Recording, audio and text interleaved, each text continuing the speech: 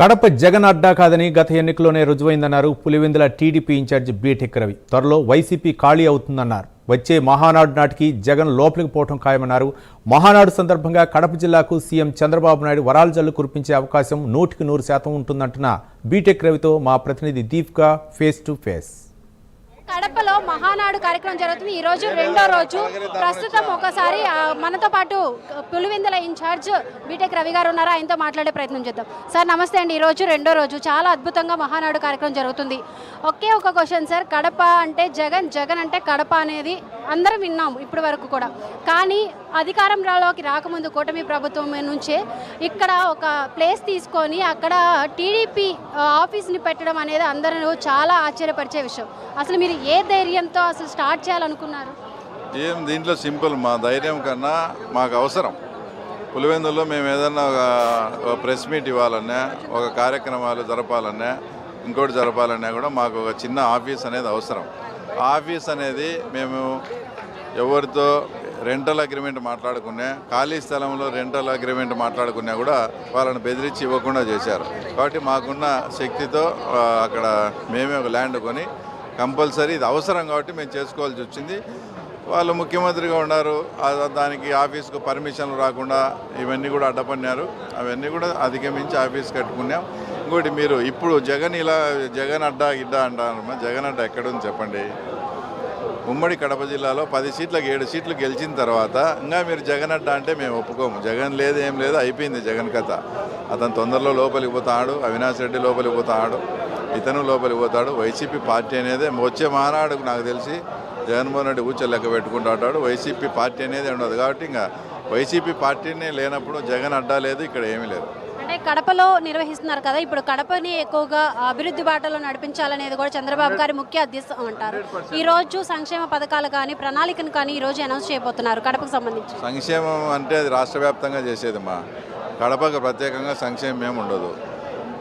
100% కడప జిల్లాలో మహానాడు పెట్టినప్పటికీ ఈ ప్రాంతానికి ఏమేమి అవసరమని మేము తీర్మానాల ద్వారా చేసి పంపామో అవన్నీ కూడా గౌరవ ముఖ్యమంత్రి గారి పరిగణలోకి తీసుకొని ఫైనాన్షియల్ మ్యాటర్స్ కొన్ని ఉంటాయి, నాన్ ఫైనాన్షియల్ మ్యాటర్స్ కొన్ని ఉంటాయి. నాన్ ఫైనాన్షియల్ అయితే అన్నీ క్లియర్ చేసి ఫైనాన్షియల్ మ్యాటర్ను స్టెప్ బై స్టెప్గా ఉదాహరణకు స్టీల్ ప్లాంట్ అనేది మా కడప జిల్లా వాసులకు ఎప్పటి నుంచో కళ. దాని గురించి నేను కూడా సీఎం రమేష్ గారితో పాటు హంగర్ స్ట్రైక్ కూడా చేశా. అలాంటి స్టీల్ ప్లాంట్కు ఖచ్చితంగా అంటే దానికి ఒక పూర్తి స్థాయిలో ఎప్పుడు స్టార్ట్ చేస్తారు, ఎన్ని రోజులు కంప్లీట్ అవుతుంది అనేది 100% ఈ మహానాడులో డిక్లేర్ అవుతుంది. అలాంటివన్నీ కాన్స్టిట్యున్సీలకు ఉపయోగపడేటి, జిల్లాకు ఉపయోగపడేటి డెవలప్మెంట్ కార్యక్రమాలు అయితే ఈ మహానాడు కడపలో పెట్టిన సందర్భంగా కడప జిల్లాకైతే ముఖ్యమంత్రి గారు వరాలు ప్రకటించే అవకాశం 100% ఉంది. అలాగే లోకేష్ గారు రెడ్ బుక్ అనేది ఒకటి, అందరూ ఎవరైతే నేరాలు చేశారో వాళ్ళందరి పేర్లు కూడా రాశారంటున్నారు. మొదటిగా పేరు జగన్ గారి పేరే ఉంది అంటున్నారు. మీరేమంటారు, నిజమే అంటారా? అవన్నీ జగన్ గారిని టార్గెట్ చేసామా. ఇప్పుడు ఏం సంబంధం లేని వ్యక్తిని తెలుగుదేశం పార్టీ కానీ లోకేష్ బాబు గారు మేము కానీ టార్గెట్ చేస్తే అసలు ప్రజలు సహిస్తారా?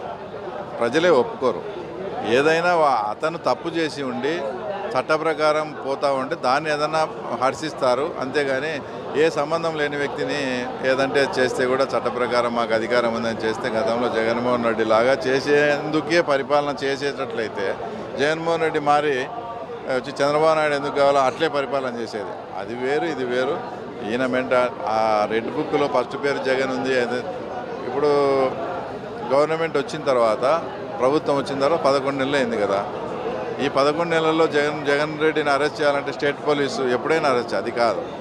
ఏమి తప్పులు జరిగినాయి, నిజంగా తప్పులు జరిగి ఉంటే చట్ట ప్రకారం వాళ్ళు ఆ పని చేసుకుంటూ పోతారు. దీంట్లో నాకు తెలిసినంతవరకు ఎవరి ఇన్వాల్వ్మెంట్ కూడా ఉండదు.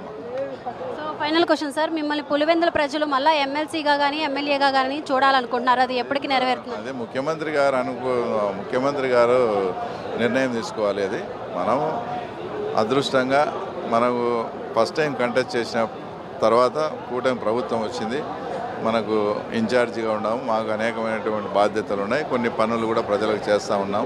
మన పని మనం చేసుకుంటూ పోతాం. ఆ పదవి అనేది అవి అదృష్టం ఎప్పుడైనా రావచ్చు. దాని గురించి మేము పెద్ద ఆలోచన చేయడం. Thank you sir. సో మొత్తానికి బీటెక్ రవి గారు అయితే ఒకటే చెప్తున్నారు, అభివృద్ధి బాటలో నడిపించడానికే కడపలో ఈసారి మహానాడు సభను నిర్వహించడం జరిగింది.